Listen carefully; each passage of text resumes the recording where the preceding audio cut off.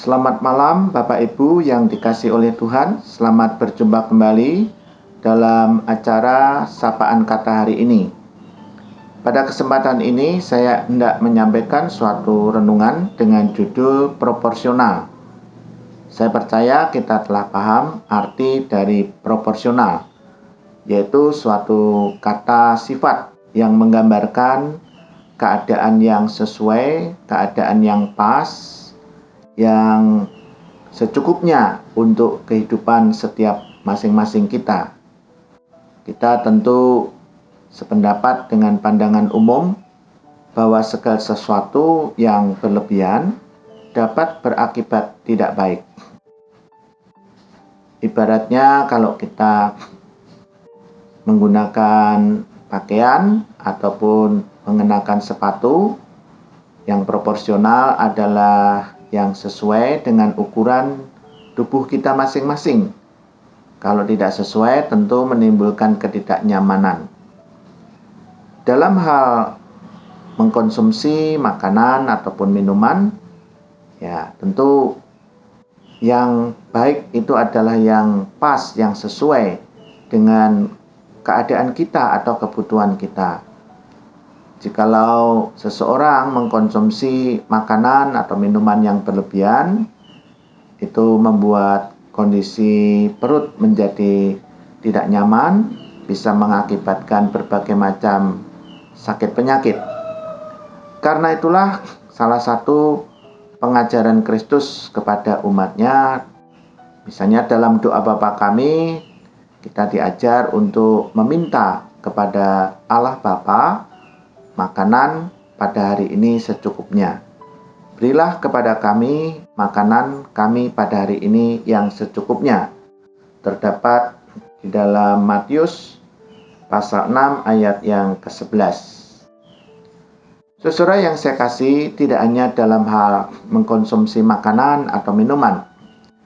Dalam hal olahraga, sudah banyak contoh para olahragawan yang berlatih badani secara berlebihan, itu bisa berakibat fatal, bahkan menyebabkan kematian pada olahragawan tersebut. Sudah banyak contoh-contoh yang dapat kita ketahui melalui media sosial. Demikian juga hanya dalam hal bekerja. Bila seseorang bekerja secara berlebihan, itu akan secara bertahap, berlangsung lama, menimbulkan kerusakan pada organ tubuh di dalam tubuhnya dan mengakibatkan sakit dan bahkan kematian. Saudara yang saya kasih di dalam Tuhan, karena itu proporsional yang sesuai dengan keadaan, kebutuhan yang pas untuk kita, itu perlu, itu sangat penting dalam rangka untuk menjaga kondisi yang tetap sehat dan tetap baik. Dalam hal misalnya harta kekayaan, jikalau nafsu untuk memilikinya berlebihan, timbullah yang namanya tamak atau cinta akan uang. Dan ini bisa berakibat kesia-siaan. Sebagaimana Pengkhotbah 7, kitab Pengkhotbah pasal 5 ayat 10 menyatakan, siapa mencintai uang tidak akan puas dengan uang. Siapa mencintai kekayaan tidak akan puas dengan penghasilannya. Ini pun sia-sia. Bahkan karena faktor cinta akan uang ini, tidak sedikit orang yang berbuat kejahatan dan umat yang beriman menggadaikan imannya.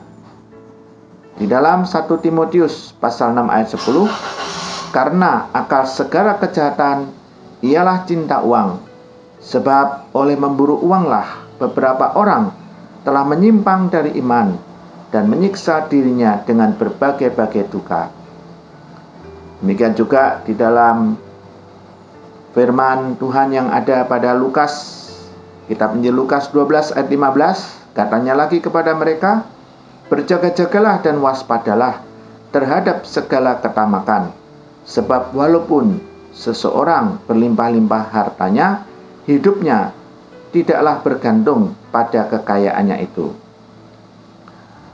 Saudara, contoh lain di mana segala sesuatu itu yang baik, yang mendatangkan kesehatan, itu adalah proporsional, sesuai dengan keadaan, sesuai dengan kebutuhan. Kita tidak larut dalam situasi tertentu.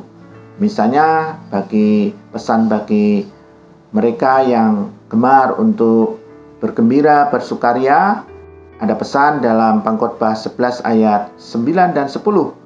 Bersukarialah hai pemuda dalam kemudaanmu, biarlah hatimu bersuka pada mudamu, dan turutilah keinginan hatimu dan pandangan matamu. Tetapi ketahuilah bahwa karena segala hal ini, Allah akan membawa engkau ke pengadilan. Buanglah kesedihan dari hatimu, jauhkanlah penderitaan dari tubuhmu, karena kemudahan dan fajar hidup adalah kesia-siaan. Ini artinya bukan berarti kita tidak boleh bersenang-senang, bukan berarti kita tidak boleh sekali-sekali mengalami kepedihan, tetapi segala sesuatu biarlah berlangsung secara proporsional. Sebagaimana Pengkhotbah 3 juga mengatakan segala sesuatu itu ada waktunya. Ada waktunya untuk bergembira, ada waktunya untuk sedih.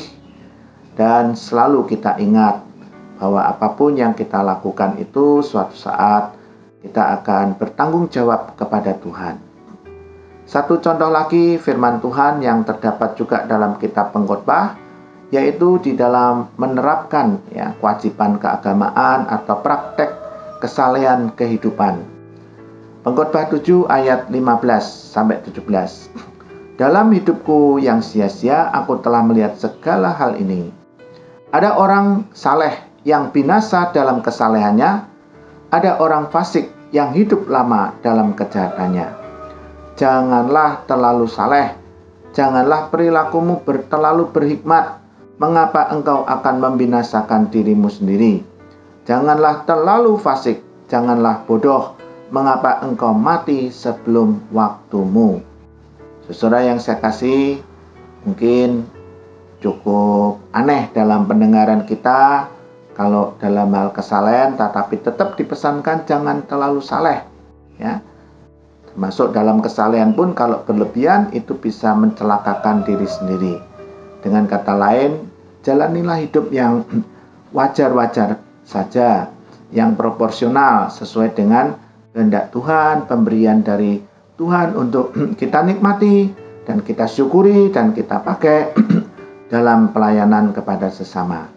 Selamat menjalani dan selamat berusaha untuk menjalani kehidupan yang proporsional.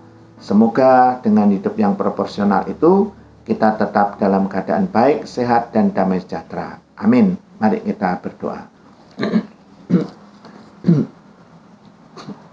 Tuhan Allah kami, terima kasih untuk kesempatan pada saat ini kami boleh merenungkan kembali ajaran firman-Mu mengenai hidup yang secukupnya, hidup yang proporsional dalam hal mengkonsumsi makanan, minuman, dalam hal berolahraga, dalam hal bekerja, maupun di dalam memenuhi rasa kebutuhan akan sukacita dan kegembiraan, termasuk dalam hal keinginan untuk memperoleh harta kekayaan, agar kami tidak dikuasai oleh nafsu yang berlebih-lebihan, tetapi yang cukup, yang sesuai dengan keadaan dan kebutuhan hidup kami yang Tuhan anugerahkan bagi kami masing-masing. Tuhan, tetaplah memberkati umat-Mu dengan kesehatan, jauhkan dari kemalangan dan malapetaka. Tetaplah Tuhan pelihara mereka, dan berkatilah semua hamba Tuhan dan pemimpin gereja dalam menjalankan pelayanan mereka kepada umat-Mu, supaya pelayanan mereka tidak sia-sia, tetapi meneguhkan, membangun, dan menjadi berkat bagi umat yang Kau kasih.